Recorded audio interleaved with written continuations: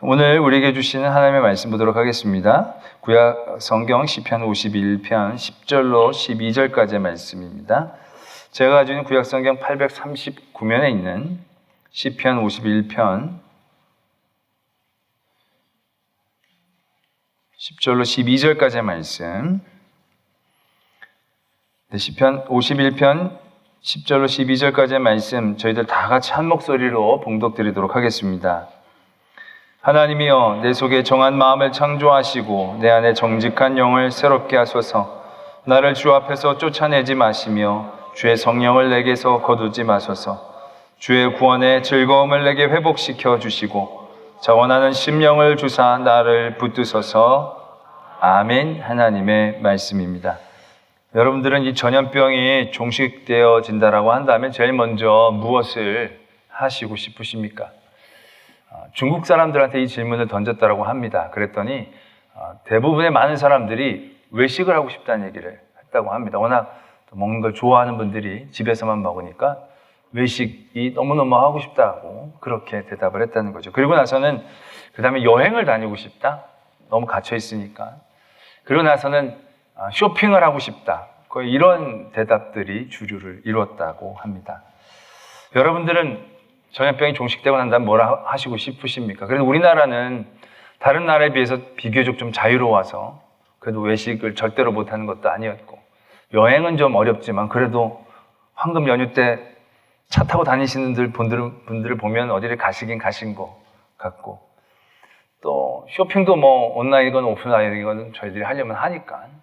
그러나 그럼에도 불구하고 분명히 뭔가 회복되어지고 나면 하시고 싶은 것들이 있으실 겁니다. 저도 지난번 한번 부활절 때 뭘 하고 싶으시냐고 질문을 받았을 때 놀고 싶다라고 얘기했던 것으로 기억이 됩니다. 지금 생각해 보면 좀 더 성스러운 대답을 할 걸 후회가 됩니다. 여러분들 코로나가 종식되고 난 다음에 무엇을 하고 싶으십니까? 혹시 여러분들 중에 마음껏 찬양하고 통성기도하며 하나님 앞에 예배를 드리고 싶다라는 회복의 제목들을 가지고 계신 분은 없으신지요? 적어도 10분 정도는 계시리라 기대를 해봅니다.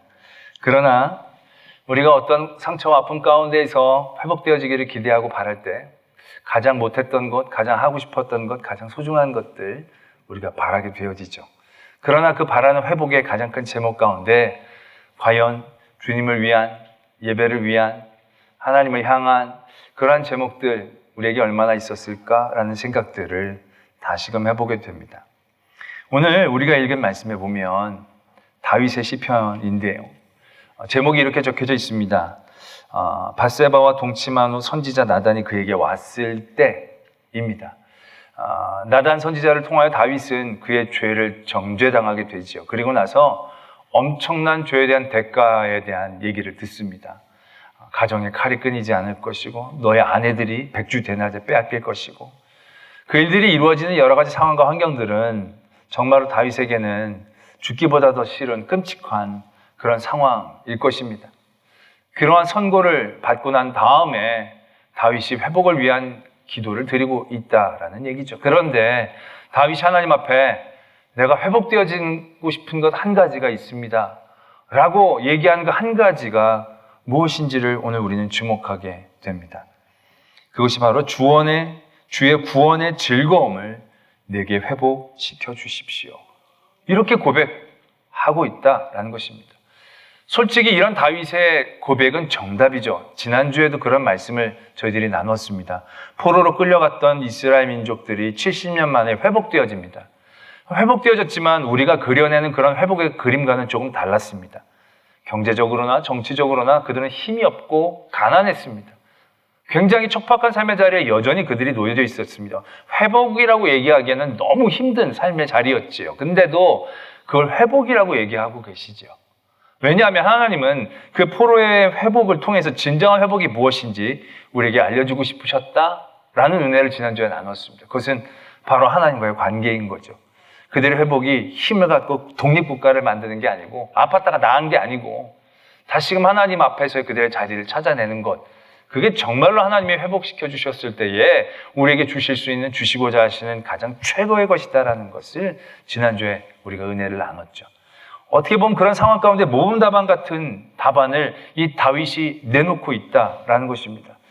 그의 여러 가지 환경들, 상황들, 가족들, 지키고 싶은 것들이 한두 가지였겠습니까? 다윗이 많은 것들을 갖고 있었는데 그것들을 일순간에 놓칠 수 있는 상황 가운데 그가 하나님 앞에 하나님 이걸 회복시켜 주십시오 라고 기도하는데 그게 다른 게 아니었다라는 것이죠.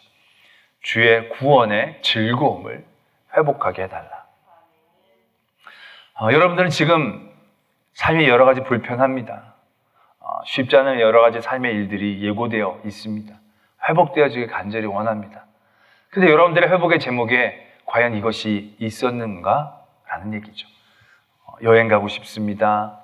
사람들과 떠들고 싶습니다. 여러 가지 마음껏 해보고 싶습니다. 그런 얘기, 회복에 대한 기대들.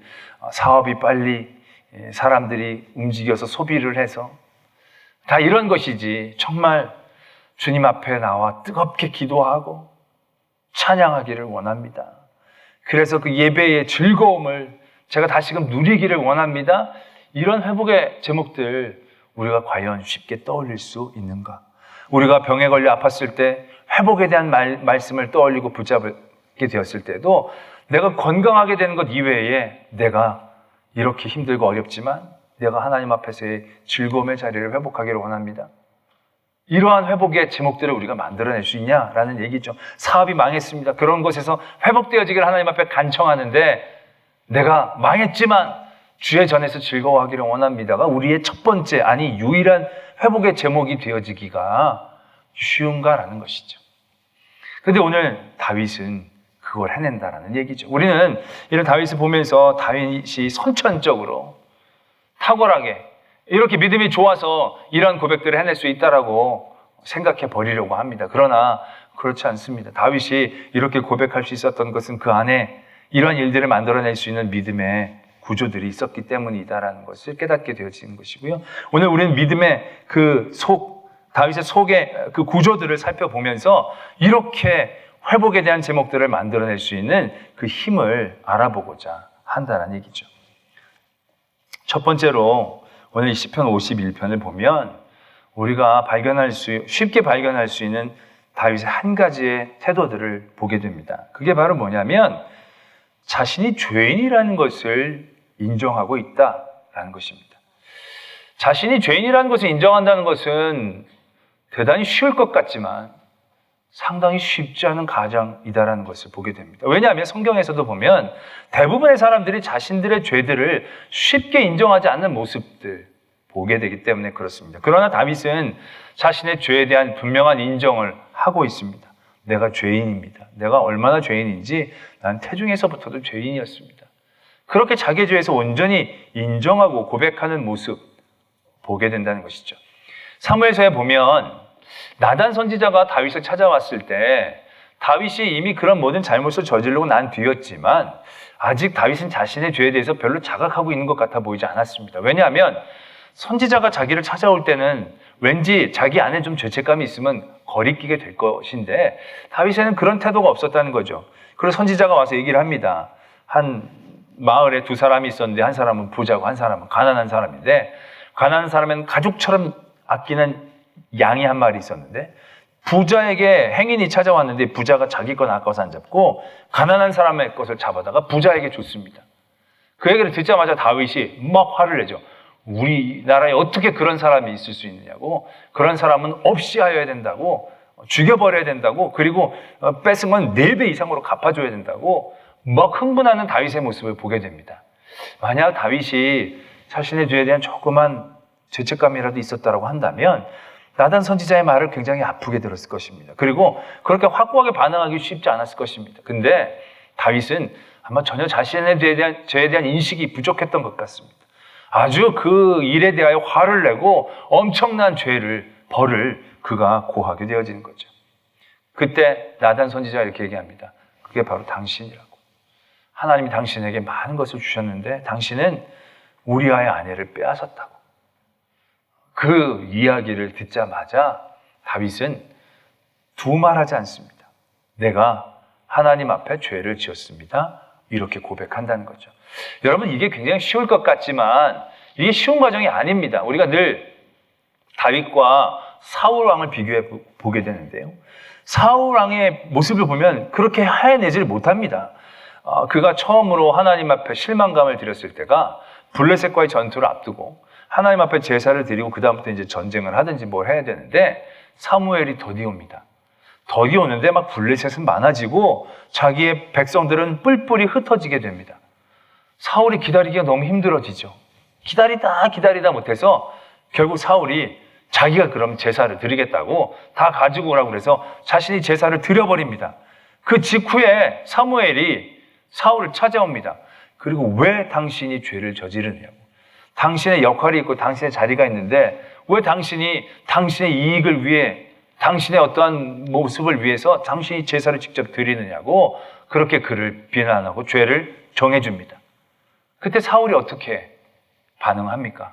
내가 너무 죄를 많이 지었습니다. 내가 좀만 더 참을 걸 잘못했습니다. 이게 아니라는 얘기예요. 아니 지금 블레셋은 저렇게 앞에 와 있고 백성들은 지금 사기를 뿔뿔이 흩어지고 아니 사무엘은 온다는 날 오지는 않고 그러니까 사무엘도 안 오시는 거 보면 사람들이 이제 우리는 끝났나 보다 싶어서 더 사기가 떨어지고 그러니 내가 이렇게 안 할 수 없느냐. 그는 그의 모든 상황과 사정에 대한 그러한 일들을 변명처럼 얘기하게 됩니다. 솔직히 어떻게 보면 이해가 됩니다. 그럴 수도 있겠다. 우리는 생각하게 됩니다. 사울은 그걸 얘기하고자 했던 것이고 그것을 얘기합니다. 근데 그것이 다윗과의 차이점이란 얘기죠. 아말렉을 다 멸하라는 명령을 받은 후에 그 전쟁에서 이깁니다. 다 죽이지만 좋은 것들은 남겨놨다는 얘기죠. 사무엘이 와서 듣습니다. 이게 무슨 소리냐고. 이 짐승의 소리가 뭐냐고. 그랬더니 사울이 내가 다 죽이라고 했는데 그걸 깜빡했습니다. 저기 탐이 나서 잘못했습니다. 이렇게 나온 게 아니라는 거예요. 백성들이 내게 와서 이건 아깝지 않습니까? 이건 하나님께 제물로 드리면 될 걸 뭘 이거 죽여버립니까? 백성들이 그렇게 나에게 간청을 해서 내가 저건 조금만 다 죽이고 딱 조금만 남겨두었습니다. 라고 얘기하는 사울의 모습을 보게 됩니다. 어떻게 보면 사울이 합리적이죠. 이성적이죠. 이해가 갈만합니다. 그러나 이해가 된다고 세상에서 양해가 되어진다고 하더라도 하나님 앞에서 죄가 아니게 되는 것을 의미하는 건 또 다른 얘기라는 것을 우리가 분명히 깨달아야 합니다. 사울은 그걸 하지를 못합니다.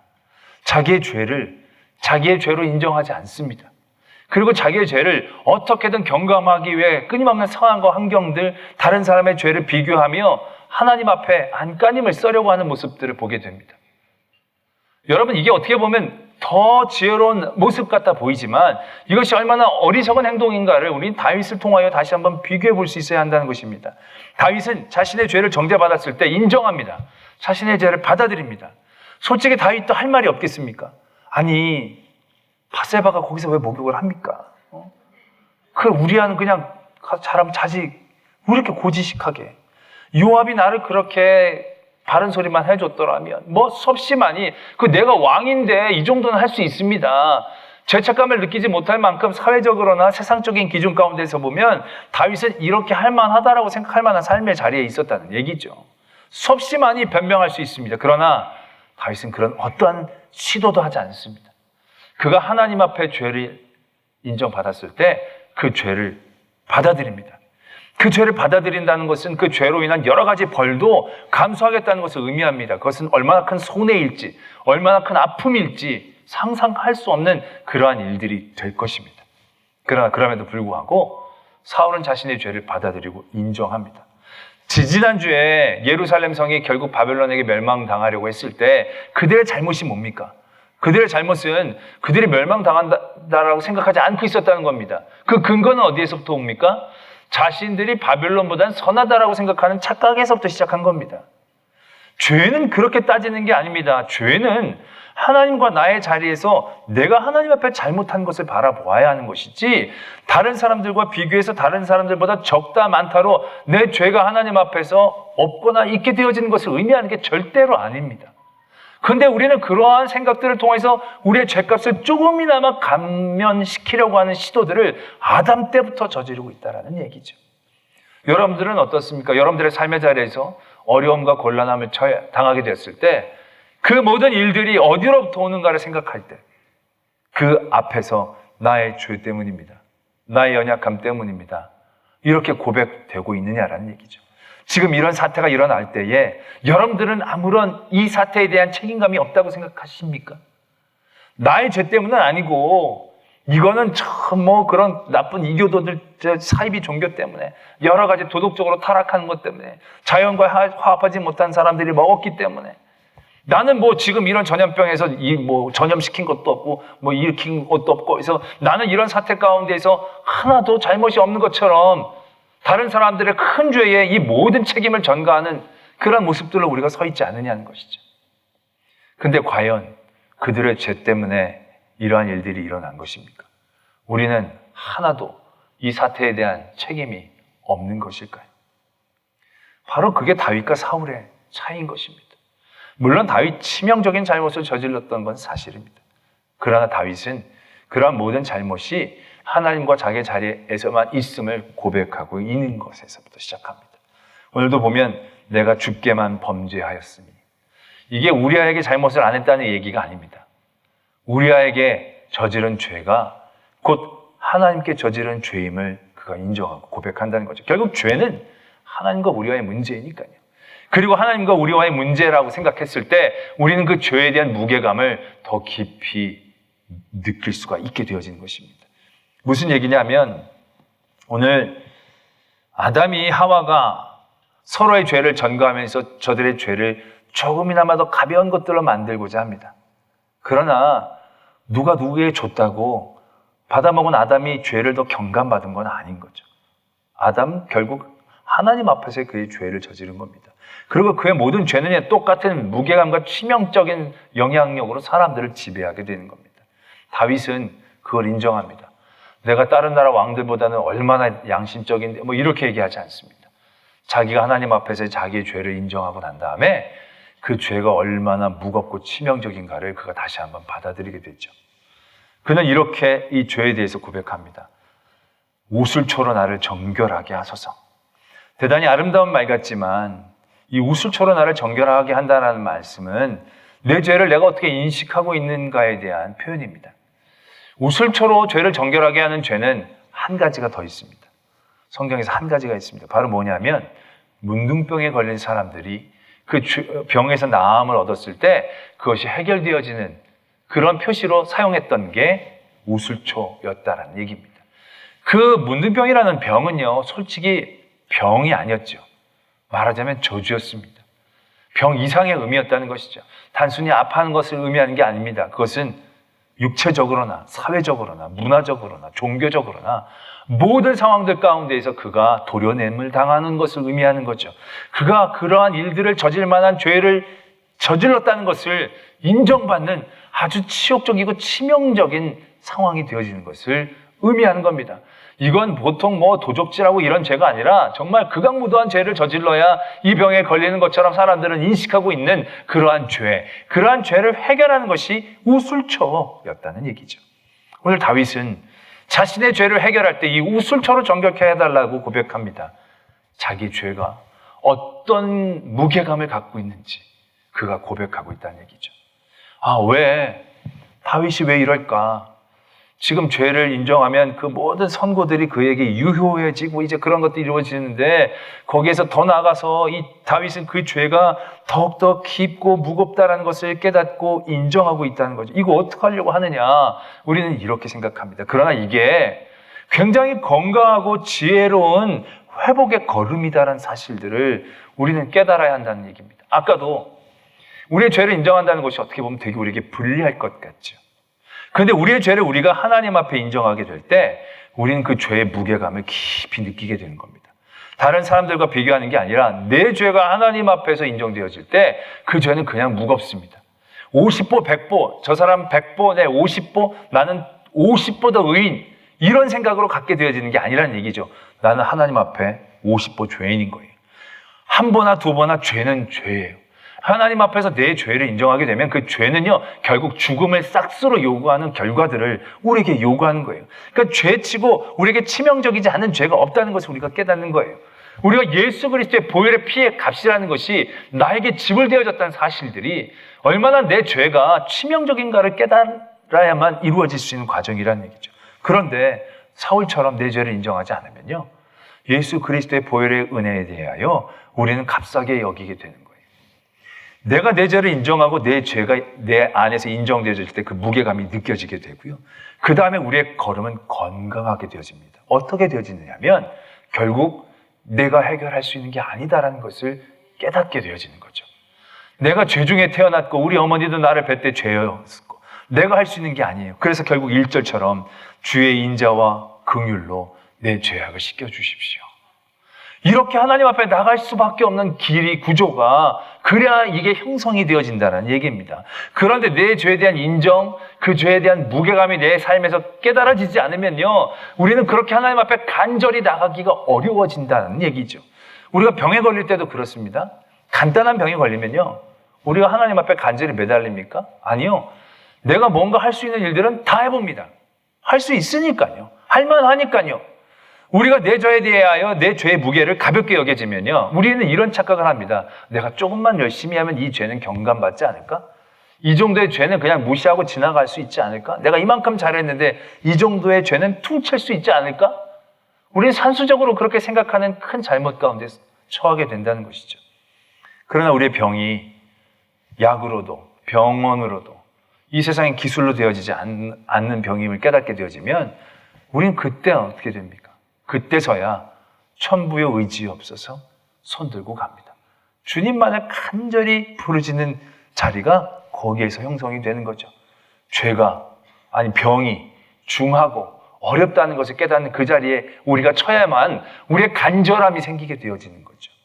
바로 그겁니다. 사울은 끝까지 자기의 죄가 그렇게 무거운지 인식하지 못한 겁니다. 그래서 그는 어떻게 살았습니까? 그냥 어중간하게 그냥 그렇게 살았어요. 하나님 앞에 나간 간절함도 그렇게 그는 얻지를 못한 거예요. 그러나 그의 삶이 어떠했습니까? 결국 여호와의 신이 그를 떠나고 그는 악신에게 괴롭힘을 당하면서 빼앗긴 건 없어요. 여전히 왕이었어요. 여전히 다 누렸어요. 그러나 날마다 괴로움 가운데 그가 지낼 수밖에 없지 않았습니까? 그러나 다윗은 어떻습니까? 다윗은 자신의 죄를 다른 사람과 연관짓지 않습니다. 하나님 앞에서 자기 죄를 깨닫고 인정하고 고백합니다. 그리고 그 죄가 얼마나 무거운지를 그가 느낍니다. 이 죄는 내가 해결할 수 있는 게 아니구나. 이 죄는 내가 어떻게 할 수 있는 게 아니구나. 그 다음엔 어떻게 되겠습니까? 결국 주여 나를 긍휼히 여겨주십시오. 나에게 인자를 베풀어 주십시오. 하나님 앞에 간절히 매어달릴 수밖에 없는 그러한 자리에 나가게 되어지는 것을 우리는 발견하게 된다라는 얘기죠. 결국 그러한 일들을 통하여 그가 많은 것들을 빼앗고 잃게 되어지는 그 자리에서 그는 결국 가장 귀하고 소중한 것들에 대한 깨달음을 놓치지 않게 되어지는 그런 믿음의 건강함을 그가 유지할 수 있다는 얘기죠. 여전히 죄는 지었지만 그가 바라봐야 할 게 무엇인지, 굳건하게 붙잡아 간구해야 될 것이 무엇인지를 그는 잃지 않을 수 있었다라는 것을 우리는 분명히 깨닫게 됩니다. 우리의 믿음이라는 게 뭡니까? 제가 수요일에도 그런 말씀을 드렸지만 우리의 믿음은요, 복을 받기 위해서 시작한 게 아닙니다. 우리의 믿음은요, 애시당초 죄를 해결하기 위해서 우리에게 시작된 겁니다. 왜냐하면 이미 하나님은 우리에게 모든 것들을 주셨거든요. 근데 죄 때문에 그것을 잃었기 때문에 우리는 죄의 문제를 해결해야 그것이 회복되어지는 것입니다. 우리가 믿음으로 그 어떤 것들을 복으로 받는 구조에서 우리가 믿는 게 아니거든요. 때문에 예수 그리스도께서 이 땅에 오셔서 우리를 위하여 보혈의 피를 흘려주시고 우리에게 주신 가장 귀한 것은 다른 게 아닙니다. 죄의 씻음이라는 얘기죠. 우리가 그 죄의 씻음에 대한 은혜를 강렬하게 깨닫기 위해서는 어떻게 해야 됩니까? 내 죄가 인정이 되어야 되는 거죠. 그리고 내 죄가 얼마나 무거운가, 내가 해결할 수 없는 정도의 것인가를 알아야 주님께서 나를 위해 흘려준 그 보혈의 피가 너무 기쁘고 감사한 그러한 제목이 되어질 수 있는 거죠.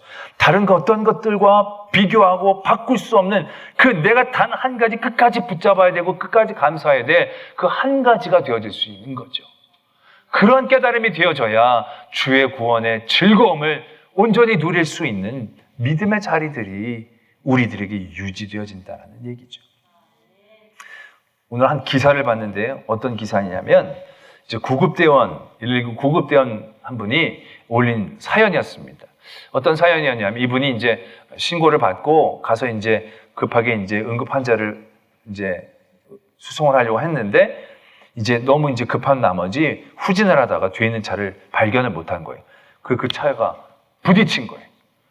그래가지고 내려서 봤더니 막 차가 이제 심하지는 않았던 것 같아요. 근데 이제 차가 이제 뒤에서 후진해서 부딪혔으니까 이제 전적인 책임이 이제 이 운전사에게 있는 거죠. 그러면 뭐 우리나라 사람들은 접촉사고만 나면 그때부터는 어떻게 됩니까? 놀라울 정도로 지혜로워지지 않습니까? 그냥 내가 어떻게든 더 이득을 보려고 기선제압하고 들어가지 않습니까? 근데 그 차 운전사에 이렇게 적었더라고요. 아반떼 운전자라고. 참 감사하더라고요. 그럼 딱 일어나서 나오더니 괜찮다고. 지금 빨리 그분 모시고 가라고. 이분이 이러더라는 거예요. 사고는 냈으니까 나중에 이거 또 뺑소니로 하면 안 되니까 전화번호를 드리고 서로 주고받고 나중에 꼭 제가 하겠습니다 할 때 신경 쓰지 마시고 빨리 이걸 하시라고. 그러면서 이제 얘기를 해주시더라는 거예요. 그래서 너무 마음에 감사하고 놀라서 그래서 이제 그 환자를 잘 수송을 하고 났는데 별 연락이 이분이 없더라는 거예요. 그래서 이분이 너무 고마운 마음에 그 모바일로 무슨 상품권 같은 것들을 보내드렸대요. 그랬더니 이분이 답장이 오기를 너무 감사하다고, 신경 쓰지 마시라고, 너무 애쓰시고 수고하시는데 괜찮다고, 앞으로도 수고해달라고, 뭐 이런 식으로 단문이 왔다는 거죠. 그러면서 너무 자기가 감동해서 사연으로 올렸다는 겁니다. 그 아반떼 운전자분 축복합니다. 제가 보기엔 99.99% 교인인 것 같습니다. 그런데 그분이 그렇게 어떻게 할 수 있었겠습니까? 그냥 다번에 성령의 감동으로 대번에 그렇게 했을까요? 아니요. 전 그렇게 생각합니다. 이분이 꾸준히 마음속으로 그렇게 수고하시는 119급대에게 빚진 마음이 있었기 때문에 저렇게 수고하고 애쓰고 너무나도 그러한 모습 가운데 빚진 마음이 그 안에 있었기 때문에 이 일들을 은혜로 생각하는 마음이 있었기 때문에 자동차 사고를 당하면 어떻게든 자기가 손해를 보는 거잖아요. 그런데 그런 모든 것들이 아랑곳하지 않고 오히려 감사한 마음으로 그 일들을 대할 수 있었던 것. 그것은 그분의 마음 안에 이미 그런 일들이 있었기 때문에 가능했지 않겠나 미루어 본다라는 것입니다. 바로 그겁니다. 성도의 기쁨, 성도의 즐거움, 성도가 회복시키고 싶어하는 그 한 가지가 바로 주의 구원의 즐거움이 되어지려고 한다면 우리 안에 무엇이 있어야 하는가라는 얘기죠. 결국 우리가 얼마나 큰 빚을 지고 있는가에 대한 깨달음이 있어야 됩니다. 얼마나 놀라운 은혜를 받고 있었는가에 대한 깨달음이 우리 안에 있어야 되는 것이죠. 그런 깨달음이 우리에게 있으려면 무엇이 되어져야 합니까? 내 죄의 깊이에 대한 인정이 있어야 한다는 것입니다. 오늘 하나님은 다윗을 통하여 그러한 모습을 우리에게 보여주십니다. 그러나 우리는 어떻습니까? 우리는 끊임없이 의인이 되려고 합니다. 끊임없이 다른 사람들보다 더 선하게 인정받기를 원합니다. 여러분들이 의인이 되고 선하게 되어져서 무엇을 얻으려고 합니까? 여러분들이 선인이 되고 의인이 되면요, 그 다음부터 여러분들 가운데는 불만과 신경질밖에 않을 겁니다. 나처럼 착한 사람에게 왜 이런, 나처럼 의인이 왜 이런 일들을, 나만 의인이고 다른 사람들이 사는 이 세상에서 얼마나 힘들게 살겠습니까? 하나님 오늘 다윗을 통하여 보여주신 이 주의 구원의 즐거움을 온전히 느끼고 그 일들을 강렬하게 바라는 사람의 마음은 그게 아니라는 거죠. 다윗이 누구에게 비교해서 뒤지겠습니까? 그러나 다윗은 누구와 비교하지 않는 거죠. 하나님 앞에 자기가 섭니다. 그리고 자기의 죄 크고 작고 거기에 매이지 않습니다. 모든 죄는 하나님 앞에 아주 치명적이고 무거운 죄임을 그가 인정하고 깨달았을 때 그는 주님 앞에 무릎을 꿇죠. 그리고 죄인입니다. 하나님의 은혜 아니면, 긍휼하심 아니면 할 수가 없습니다. 하나님, 내 안에 정한 마음을 창조해 주시고 정직한 영을 새롭게 해주시고 나를 내어 쫓지 말아 주시고, 이러한 기도와 간구 가운데 내가 하나님 앞에 기도하고 있는 그 자리가 얼마나 감사하고 얼마나 하나님 앞에 영광을 돌려야만 하는 자리로 인식될 수 있겠는가라는 것이죠. 오늘 여러분들이 이 자리에 의인으로 왔으면 그렇게 즐거움이 많지 않을 겁니다. 그러나 여러분들이 이 자리에 죄인으로 왔다면 여러분들은 큰 즐거움 가운데 설 수 있을 것입니다. 이러한 모든 어려운 상황들이 다른 사람의 죄 때문에 이루어진 것이라면 우리는 이런 어려운 상황 가운데서 불평과 불만밖에 남지 않을 것입니다. 그러나 이런 모든 상황 가운데에서 나의 죄를 인식하고 나의 책임을 인정하게 되어진다면 우리는 하나님 앞에 간절해질 수 있고 소망할 수 있고 이 일들이 하나님의 은혜 가운데 회복되어질 때에 진정한 즐거움 가운데 설 수 있게 될 것입니다. 오늘 다윗의 모습을 통하여 하나님께서 우리에게 주시고자 하시는 귀한 믿음의 중심들을 깨닫게 원합니다. 나의 죄를 인정하고 그 죄의 무게감을 받아들이고 그 죄가 해결할 수 있는 길이 예수 그리스도밖에 없음을 바라보며 나의 회복이 주의 구원의 즐거움이 되어지기를 소망할 수 있는 저와 여러분들이 되어지기를 도전합니다. 함께 기도하기를 원합니다. 이러한 모든 어려움과 아픔의 자리에서 나의 죄를 보게 해 주시옵소서. 나의 죄 때문임을 인정하고 그 죄에 대한 깊은 고백과 하나님 앞에서의 간절함 있기를 원합니다. 내가 이런 어려운 상황 가운데 주의 구원의 즐거움이 회복되어지기를 원하는 원함이 없다면 아직 우리는 우리의 죄에 대한 깊은 인식과 이해가 없는 것입니다. 그것을 깨달은다면 우리는 당연히 이것을 바라게 될 것입니다. 이런 어려움의 삶의 자리에서 주님을 믿는 즐거움, 주님을 믿는 이 기쁨을 회복하게 하여 주시옵소서. 주님 앞에 기도함으로 나가겠습니다. 아버지 하나님, 우리의 의로움이 우리를 힘들게 합니다. 우리의 선행이 우리로 더 아프게 합니다. 그것이 나의 의와 선이 아니라 주님이 내게 주신 은혜의 나눔이 되어야 하는데 우리는 그렇지 못합니다. 더 악한 사람 때문에 힘들고 어렵습니다. 하나님, 우리 모든 삶의 자리에서 주의 구원의 즐거움을 회복하기를 원하오니 우리가 죄인임을 깨닫고 고백하게 하시고 아버지 하나님 앞에 더욱더 간절한 사모함으로 나아가게 될 때 우리에게 주시는 그 모든 것들이 얼마나 놀라운 것인가를 알게 하여 주시옵소서. 아버지 하나님, 오늘도 우리와 함께 하시고 주시옵소서. 하나님 아버지, 우리의 의로움이 우리를 힘들게 합니다. 우리의 선함이 우리를 괴롭게 합니다. 내가 이렇게 선한데, 내가 이렇게 의로운데 왜 이렇게 고난당해야 합니까? 왜 이렇게 나도 힘들어야 합니까? 저 사람들의 죄 때문에 나까지 왜 덩달아 이렇게 어려움에 처해야 합니까? 우리의 삶은 날마다 힘들고 어려워집니다. 하나님, 그런 모든 삶의 자리에서 주의 구원의 즐거움을 깨닫기를 원합니다. 나의 죄를 보게 하시고 인정하게 하시고 하나님 앞에 간절함으로 나아갈 수 있을 때에 나에게 주어지는 그 모든 하나하나의 일들이 주님께서 나를 다시금 용서해 주시고 구원해 주시는 그 은혜임을 깊은 감격으로 깨닫게 되어지는 은혜의 자리가 되게 될 줄로 믿습니다. 하나님, 우리가 하나님 앞에 죄인임을 깨닫게 하시고 간절함으로 회복하게 하여 주시며 주의 구원의 즐거움, 우리의 회복의 가장 큰 제목이 되게 하여 주시옵소서. 모든 것 믿사오며 예수 그리스도의 이름으로 기도드립니다. 아멘.